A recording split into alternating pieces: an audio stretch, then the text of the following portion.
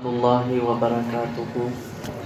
إن الحمد لله نحمده ونستعينه ونستغفره ونعوذ بالله من شرور أنفسنا ومن سيئات أعمالنا. من يهده الله فلا مضل له ومن يضلل فلا هادي له. أشهد أن لا إله إلا الله وحده لا شريك له وأشهد أن محمدا عبده ورسوله. أما بعد فإن خير الحديث كتاب الله وخير الهدي هدي محمد صلى الله عليه وسلم. إن شر الأمور محدثاتها وكل محدثة بدعة وكل بدعة ضلالة وكل ضلالة في النار. اللهم صل على محمد وعلى آل محمد كما صليت على إبراهيم وعلى آل إبراهيم إنك حميد مجيد. اللهم بارك على محمد وعلى آل محمد كما باركت على إبراهيم وعلى آل إبراهيم إنك حميد مجيد. أعوذ بالله السميع العليم من الشيطان الرجيم من همزه ونفخه ونفسه. بسم الله الرحمن الرحيم. آمن الرسول بما أنزل إليه من ربه والمؤمنون كل آمن بالله وملائكته وكتبه ورسله لا نفرق بين أحد من رسله وقالوا سمعنا وأطعنا غفرانك ربنا وإليك المصير. وقال النبي صلى الله عليه وسلم الإيمان أن تؤمن بالله وملائكته وكتبه ورسله وبالقدر خيره أو شره أو كما قال عليه الصلاة والسلام.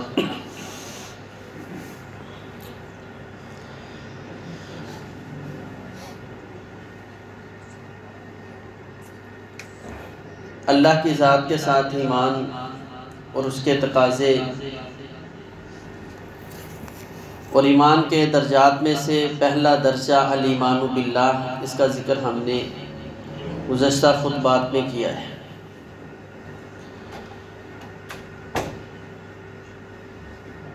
ایمان کا دوسرا اہم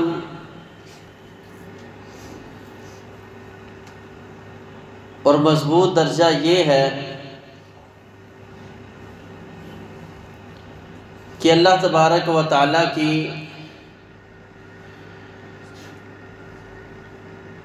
طرف سے مبعوث کیے گئے انبیاء کے ساتھ ایمان جو ہے وہ لایا جائے.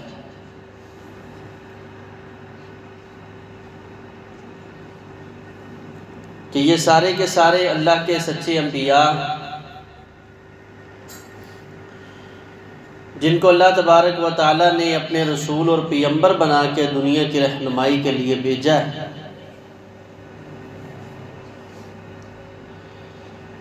ہم ان کو اور ان کی دعوت کو سچا تسلیم کرتے ہیں.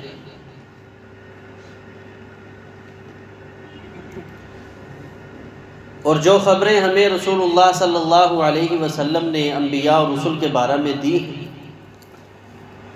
ان کے اوپر اپنا ایمان رکھنا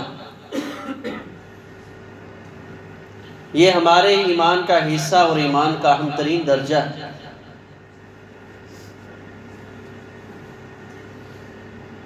تو اللہ تبارک و تعالیٰ کی ذات کے ساتھ ایمان لانے کا ایک یہ بھی مقصد اور حل ہے کہ اللہ کے جو احکامات اللہ تبارک و تعالیٰ کی طرف سے جو تعلیمات ہیں ان کے اوپر بھی ایمان لایا جائے.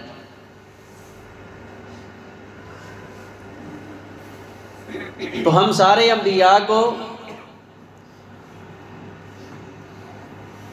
جن کی خبر قرآن نے نبی علیہ السلام کے فرمان نے ہمیں دی ہے، ان کو ہم سچا مانتے ہیں. اور اللہ تبارک و تعالیٰ نے اس چیز کا ذکر قرآن کے اندر اس طرح بھی کیا ہے. فرمایا آمن الرسول والمؤمنون، رسول اور ایمان مومن جو ہے وہ سب کے سب ایمان لے آئے.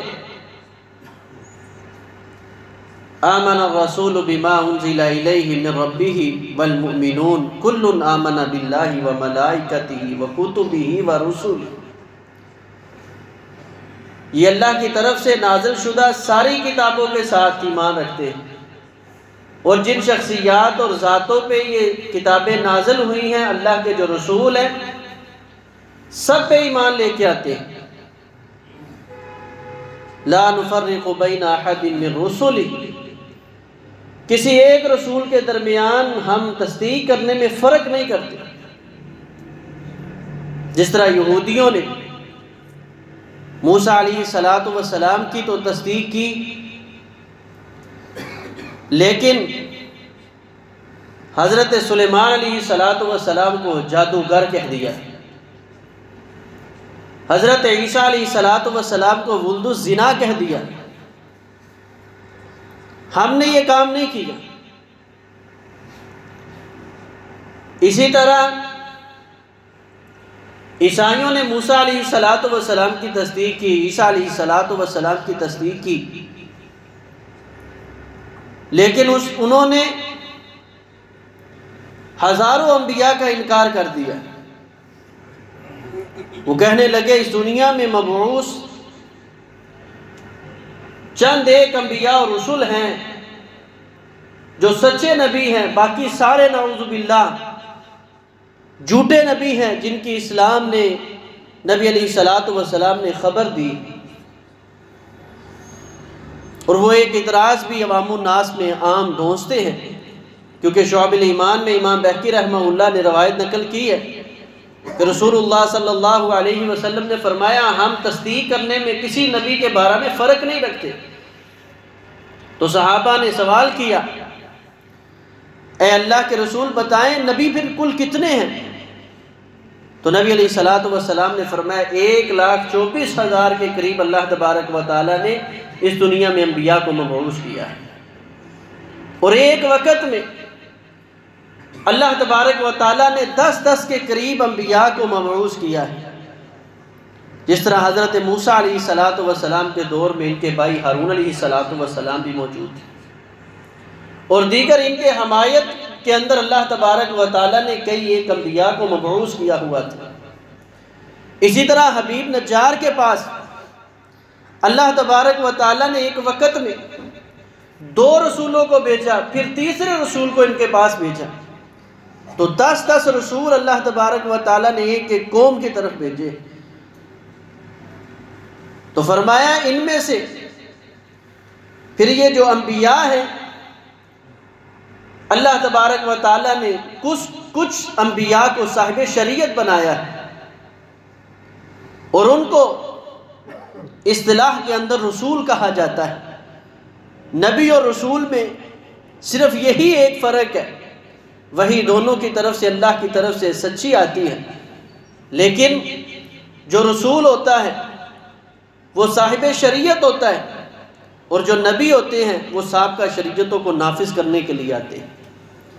جو کام نبی علیہ السلام نے فرمایا اللہ تبارک و تعالیٰ نے مجھے خاتم النبیین اور خاتم المرسلین بنا کر کیا کہ مجھ سے پہلے ایک رسول آتا، اس کی تائید کے لیے اللہ تبارک و تعالیٰ کئی انبیاء کو بھیجتے. اب میں خاتم النبیین اور خاتم المرسلین ہوں، اور میرا کام، میری نبوت کا یہ جو کام ہے اللہ تبارک و تعالیٰ نے میری امت کے علماء کو سونپ دیا ہے. العلماء ورثۃ الانبیاء، اور اللہ نے ان علماء کو انبیاء کا وارث بنا دیا ہے. تو انبیاء میں سے جو رسولوں کا مقام ہے، صاحب شریعت ہے، اللہ تبارک و تعالیٰ نے وہ 313 رسول جو ہیں وہ انتخاب کیا ہے، اور ان میں سے اللہ تبارک و تعالیٰ نے 104 رسولوں کے اوپر مستقل کتابیں نازل کی. ہمارے ہاں عمومی جو مشہور ہیں وہ 4 آسمانی کتابیں، 104 آسمانی کتابیں اللہ تبارک و تعالیٰ نے نازل کی. باقی جو رسول ہیں ان کے اوپر اللہ تبارک و تعالیٰ نے صحائف جو ہیں چند ایک اوراق کے ذریعے شریعت کے احکام نافذ کروائے، یا ویسے اللہ نے جو ہے احکامات بتلا دیے جیسے حضرت موسیٰ علیہ السلام کو تختیوں میں تورات پہلے جو ہے لکھ کے دی گئی، پھر مکمل کتاب تورات جو ہے اس کا نزول کیا گیا۔ تو اس انداز میں رسولوں کو اللہ تبارک و تعالیٰ نے مکمل شریعت دی، اور پھر انبیاء نے آ کر ان شریعتوں کو نافذ کیا ہے۔ اور رسول اللہ صلی اللہ علیہ وسلم نے فرمایا، اللہ تبارک و تعالیٰ نے بنی اسرائیل پہ بڑا کرم کیا ہے، بڑا فضل کیا ہے۔ اور حضرت ابراہیم علیہ السلام کی یہ دعا تھی جب اللہ تبارک و تعالیٰ نے حضرت ابراہیم علیہ السلام سے فرمایا تھا، میں تجھے اس امت کا، اس دنیا کا امام بنانا چاہتا ہوں، انی جاعلک للناس اماما قال ومن ذریتی۔ انہوں نے ساتھ ہی دعا کی، اللہ میری اولاد کو بھی امام بنا دے۔ تو اللہ تبارک و تعالیٰ نے یہ خاص فضل کیا کہ ان کے بعد جو بھی نبی آیا ہے وہ حضرت ابراہیم علیہ السلام کی لڑی سے آئے ہیں، اور خصوصاً حضرت اسحاق اور یعقوب علیہ السلام جن کو ہم بنی اسرائیل کہتے ہیں، نبی علیہ السلام نے فرمایا اللہ نے 80,000 انبیاء کو صرف ان کے اندر مبعوث کیا ہے۔ باقی جو انبیاء ہیں وہ دیگر اقوام کی طرف آئے ہیں۔ تو عیسائی اس وقت یہ اعتراض کرتے ہیں کہ جی اگر اتنی تعداد انبیاء کی ہے تو چلے 1.25 لاکھ انبیاء تو بڑی دور کی بات ہے، آپ کو 1.5 لاکھ انبیاء کے نام ہی بتا دیں۔ اگر آپ کا دین، آپ کی شریعت سچی ہے تو اس کا دعویٰ ہے۔ تو یہ اس کا جواب اللہ تبارک و تعالیٰ نے قرآن حکیم کے اندر ہی دیا ہے۔ فرمایا رسول ہم نے بھیجے ہیں، کچھ کا ذکر ہم نے کر دیا، کچھ کا ذکر ہم نے نہیں کیا۔ کچھ کے اللہ نے نام بھی ذکر کیے ہیں، ان کے آگے احوال ذکر نہیں کی۔ نبی علیہ السلام نے کچھ انبیاء کے احوال احادیث میں ذکر کیے، تو ہم ان کو الزامی جواب یہ دیتے ہیں کہ ان کی جو انجیل، موجودہ انجیل ہے، اس کے اندر بھی ہزاروں انبیاء کے ذکر ہیں، ایک ایک قوم کی طرف 100 کے قریب انبیاء کا ذکر ہے، جن میں سے ان 100 انبیاء میں سے 10 انبیاء کے نام بھی عیسائیوں کو نہیں آتے۔ اگر یہی پرکھنے کی جو کسوٹی ہے تو پھر عیسائی جو ہے، جو ان کی انجیل کے مطابق ایک ایک وقت میں 100 انبیاء ان کے نزدیک قوموں کی طرف آئے ہیں، ان 100 انبیاء کے نام چلے 50 کے نام ہی یہ ذکر کر دے، ہمارے پاس تو ہزاروں کی تعداد میں یہ نام لے کر آئے۔ تو یہ کوئی دلیل نہیں ہے۔ لا نفرق بین احد من رسلی، اللہ کے کسی رسول کی تصدیق کرنے میں ہم تفریق نہیں کر سکتے۔ اللہ نے یہ 1 لاکھ، 1.25 لاکھ، 1.5 لاکھ کے قریب جو انبیاء بھیجے ہیں، سارے اللہ کے یہ سچے نبی ہیں۔ ہاں جن کی تصدیق رسول اللہ صلی اللہ علیہ وسلم نے اپنی زبان سے کر دی ہے کہ یہ کذاب ہیں، یہ جھوٹے ہیں، ان کو جھوٹے ماننا، کذاب ماننا یہ ایمان کا حصہ ہے۔ اور پھر اس کے ساتھ ساتھ اللہ کے نبی صلی اللہ علیہ وسلم کو خاتم النبیین ماننا، یہ ایک الگ پورا موضوع ہے۔ نبی علیہ السلام کے اوصاف کے اندر انشاءاللہ ان چیزوں کو ذکر کریں گے۔ تیسرا جو بڑا جز ہے، ایمان کا بڑا درجہ ہے، وہ ہے اللہ کی کتابوں کے ساتھ ایمان۔ جیسا کہ ہم نے ذکر کر دیا ہے کہ کتابوں میں سے ہر انبیاء کے پاس، نبی کے پاس کوئی نہ کوئی صحیفہ یا کتاب اللہ کا کسی نہ کسی طریقے سے پیغام پہنچتا رہا ہے۔ ان میں سے 313 ایسے رسول ہیں جن کے پاس اللہ نے مکمل شریعت بھیجی ہے، اور پھر ان میں سے اللہ تبارک و تعالیٰ نے 5 اولو العزم رسولوں کو انتخاب کیا ہے، جس کے بارے میں فرمایا فاصبر کما صبر اولو العزم من الرسل۔ یہ 5 اولو العزم رسول ہے، حضرت نوح علیہ السلام، حضرت ابراہیم علیہ السلام، موسیٰ اور عیسیٰ، اور جناب محمد رسول اللہ صلی اللہ علیہ وسلم۔ یہ 5 اولو العزم رسولوں میں سے۔ تو تمام انبیاء کی جو باتیں ہیں جو ثابت ہو جائیں ان کے اوپر ایمان لے کے آنا۔ اسی لیے نبی علیہ السلام نے فرمایا تھا کہ جب پہلی امتوں کے واقعات میں سے تم میں سے کوئی آدمی کوئی واقعہ سنائے تو تم نے اس کی تصدیق بھی نہیں کرنی، تکذیب بھی نہیں کرنی، بلکہ کیا کہنا ہے، قولوا آمنا بما انزل اللہ، جو بھی اللہ تعالیٰ نے نازل کیا ہے ہم اس کے ساتھ ایمان رکھتے ہیں۔ اگر اس کی تائید قرآن و حدیث سے مل جائے تو اس کو ذکر کیا جا سکتا ہے۔ تیسرا بڑا درجہ وہ ہے فرشتوں کی ذات کے ساتھ ایمان لانا۔ فرشتے اللہ تبارک و تعالیٰ کی ایک مخلوق ہے، یہ ایمان رکھنا کہ یہ اللہ تبارک و تعالیٰ کی مخلوق ہے۔ بنیادی طور پہ بعض لوگوں نے فرشتوں کا کلی طور پہ انکار کر دیا ہے کہ فرشتے کوئی چیز نہیں ہے۔ بعض نے ان کو ماننا تو ہے، لیکن انہوں نے کہا یہ فرشتے الگ سے ایک مخلوق نہیں ہے، بلکہ یہ جنوں کی قسم ہے جو شریر بن گئے تھے، اللہ تعالیٰ نے ان کو زمین پہ بھیج دیا اور وہ جنات کہلائے۔ جو ان میں سے نیک تھے ان کو اللہ تبارک و تعالیٰ نے اپنے پاس جو ہے نا فرشتے اور مقرب بنا کے رکھ لیے، جبکہ یہ بات درست نہیں ہے۔ دلائل وہ بھی قرآن و سنت سے دینے کی کوشش کرتے ہیں، جیسے سورۃ کہف میں ہے، اللہ تبارک و تعالیٰ فرماتے ہیں جب ہم نے فرشتوں کو کہا سجدہ کرے تو سب نے سجدہ کیا سوائے ابلیس کے، کان من الجن ففسق عن امر ربی، تو یہ جنوں میں سے تھا، اس نے اپنے رب کی نافرمانی کی۔ تو کہتے دیکھے فرشتوں کو حکم تھا تو اللہ نے اس کو جن قرار دیا ہے، یعنی مراد یہ ہے کہ یہ فاسق تھا تو اس لیے اس نے اللہ کے حکم کی نافرمانی کر دی ہے، تو یہ فرشتہ نہیں رہا، یہ جن بن گیا۔ تو یہ دلیل درست نہیں ہے۔ ایک تو اس کے لیے حضرت عبداللہ بن عباس رضی اللہ تعالیٰ خود وضاحت کی ہے کہ یہ جو کان من الجن، فرمایا یہ جس طرح ہماری انسانوں کے اندر برادریاں اور قبیلے اسی طرح ہر مخلوق کے اندر ہے، تو اس کے اعتبار سے یہ فرشتوں کا ایک قبیلہ تھا جن، تو کان من الجن یہ فرشتوں کے قبیلہ جن میں سے تھا۔ باقی صحیح بخاری اور مسلم کی روایت ہے، رسول اللہ صلی اللہ علیہ وسلم کی حدیث ہے، آپ نے فرمایا خلقت الملائکۃ من نور، اللہ تبارک و تعالیٰ نے فرشتوں کو نور سے پیدا کیا ہے۔ وخلقت الجن، اور جنوں کو جو پیدا کیا گیا ہے من مارج من نار، آگ کا جو شعلہ جو زرد رنگ کا ہوتا ہے الگ سے، اس شعلے سے اللہ تبارک و تعالیٰ نے جنوں کو پیدا کیا ہے۔ تو دونوں کی تخلیق بھی الگ ہے، اور جس سے اس کو پیدا کیا گیا ہے وہ مادہ بھی الگ الگ ہے۔ تو یہ ایمان رکھنا، اس کے کثیر تعداد میں دلائل موجود ہے کہ جن جو ہیں فرشتے جو ہیں یہ جن کی جنس سے نہیں ہیں، بالکل الگ ہیں۔ تو یہ ایمان رکھنا کہ اللہ کی یہ ایک الگ مخلوق ہے۔ جس طرح آپ نے پہلے سنا ہے کہ فرشتوں کے بارے میں جاہلیت کے اندر بہت غلط تصورات تھے، ان کا رد کرنا ہے۔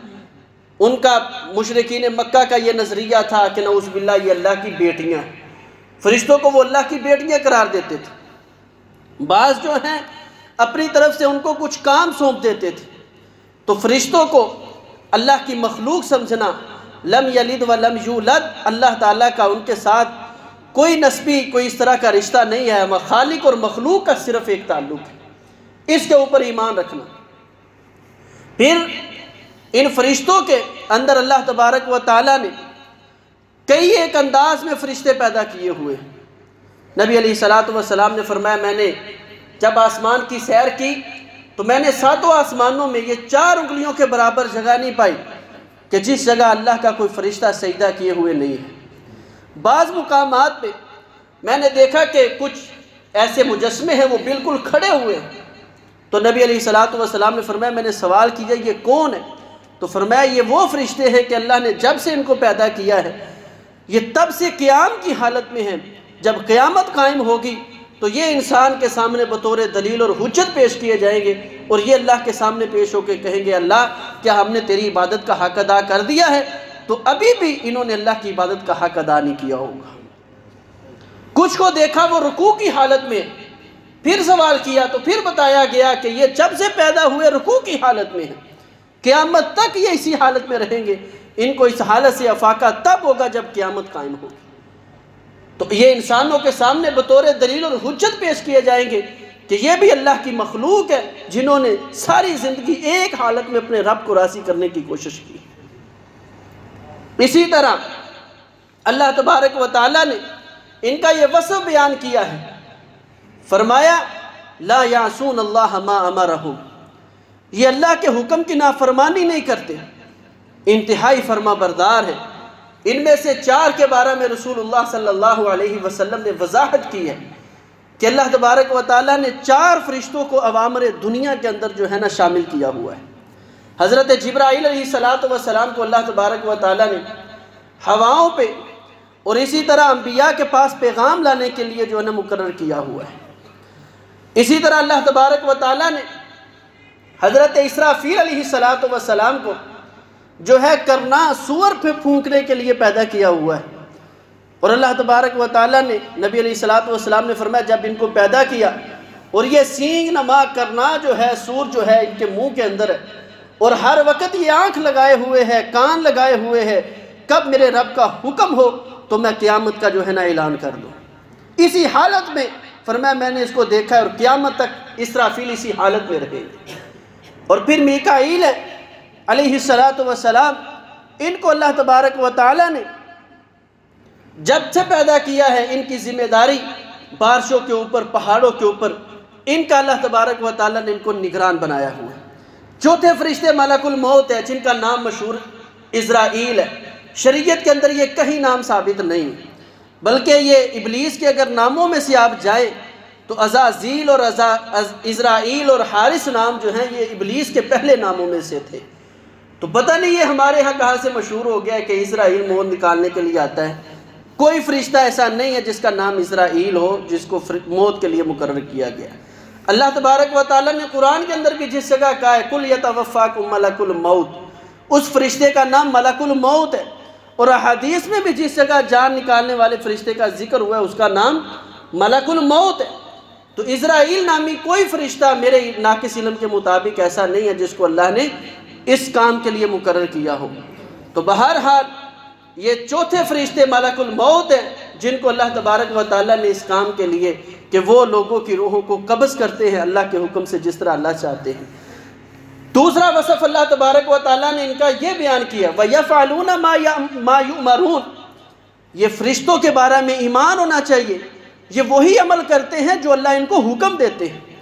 جس طرح پہلے لوگ ان کے بارے میں جو ہے خرافات کا شکار تھے، آج بھی لوگ ان چیزوں کے اندر شکار ہو گئے۔ کئی لوگ آ کے سوال کرتے ہیں جی بتائیں نماز میں 2 سجدے کیوں ہیں؟ بھئی اللہ کا حکم ہے اس لیے۔ اور نہیں جی مولوی صاحب آپ کو پتہ نہیں، اللہ نے فرشتوں کو حکم دیا تھا سجدہ کرو آدم کو، ابلیس نے نہیں کیا۔ جب فرشتوں نے سر اٹھایا تو اللہ نے اس پہ لعنت ڈالی ہوئی تھی، تو فرشتے دوبارہ سجدے کے اندر گر گئے۔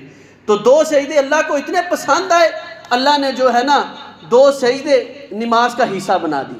اب یہ کہاں سے لیا ہے؟ قرآن تو کہتا ہے وَيَفْعَلُونَ مَا يُؤْمَرُونَ، جو ان کو حکم دیا جاتا ہے اس سے بڑھ کے وہ کوئی کام نہیں کرتے۔ یہ خاصہ ہے فرشتوں کا، وہی کام کرتے ہیں۔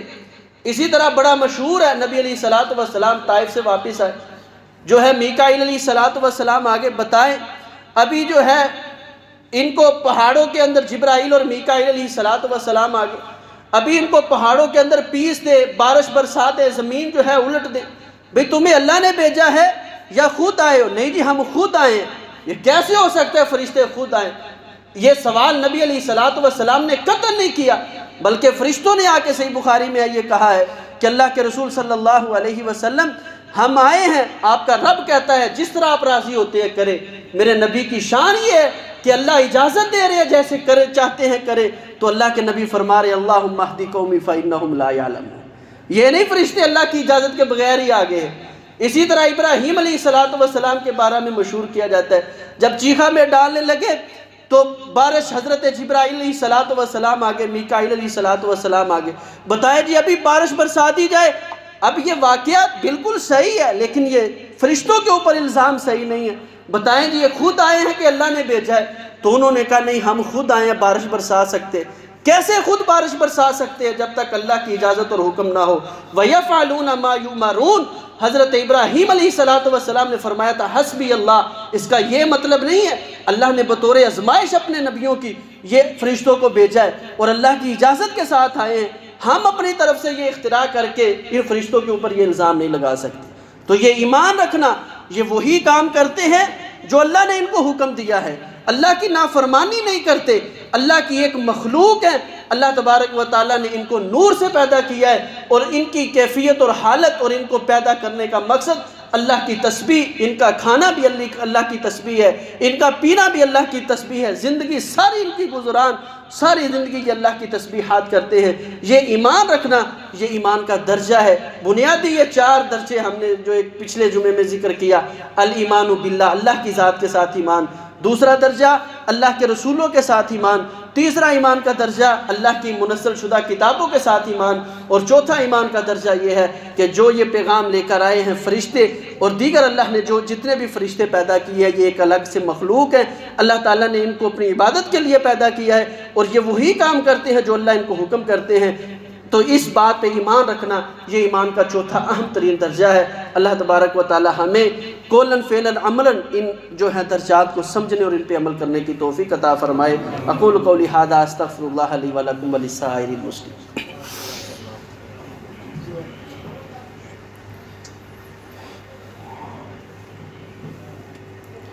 ان الحمد للہ نحمده ونستعینه ونستغفره ونعوذ باللہ من شرور انفسنا ومن سیئات اعمالنا من يهده الله فلا مضل له ومن يضلل فلا هادي له اشهد ان لا اله الا الله وحده لا شريك له واشهد ان محمدا عبده ورسوله اللهم صل على محمد وعلى ال محمد كما صليت على ابراهيم وعلى ال ابراهيم انك حميد مجيد اللهم بارك على محمد وعلى آل محمد كما باركت على إبراهيم وعلى آل إبراهيم إنك حميد مجيد۔ آج کے خطبہ جمعہ میں ہم نے ایمان کے 3 جو درجے ہیں وہ بیان کیے ہیں۔ ایک درجہ پچھلے خطبات میں ذکر ہو چکا ہے کہ اللہ کی ذات کے ساتھ ایمان لانا یہ بنیادی اور اہم ترین درجہ ہے۔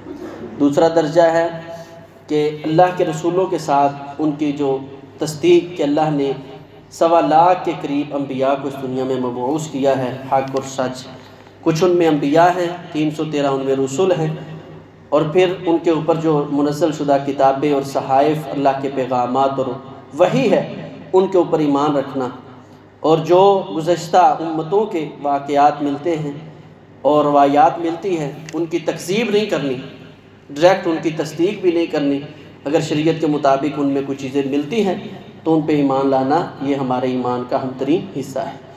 اور اس کے بعد چوتھا درجہ فرشتوں کی ذات کے ساتھ ایمان ہے کہ اللہ کی یہ مخلوق ہے، اللہ نے ان کو نور سے پیدا کیا ہے اور پھر یہ اللہ کی عبادت کے لیے پیدا کیے گئے ہیں، اللہ کی نافرمانی نہیں کرتے اور یہ زندگی میں وہی عمل کرتے ہیں جس چیز کا اللہ ان کو حکم دیتے ہیں، یعنی اپنی من مرضی نہیں کر سکتے۔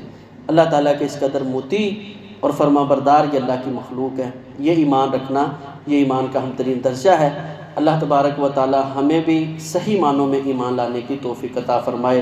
جتنے بیمار ہیں اللہ سب کو صحت کامل عاجلہ نصیب فرمائے، جو بھی کسی پریشانی میں ہیں اللہ اپنی رحمت کے ساتھ پریشانیاں دور فرمائے، جو کسی بھی طرح کسی بھی تنگی کے اندر کسی بھی پریشانی اور بیماری میں ہے اللہ ان کے لیے آسانیاں پیدا فرمائے، بیماروں کو صحت کامل عاجلہ نصیب فرمائے، دکھیوں کے دکھ دور فرمائے، مقروض حال لوگوں کو قرضوں سے نجات عطا فرمائے۔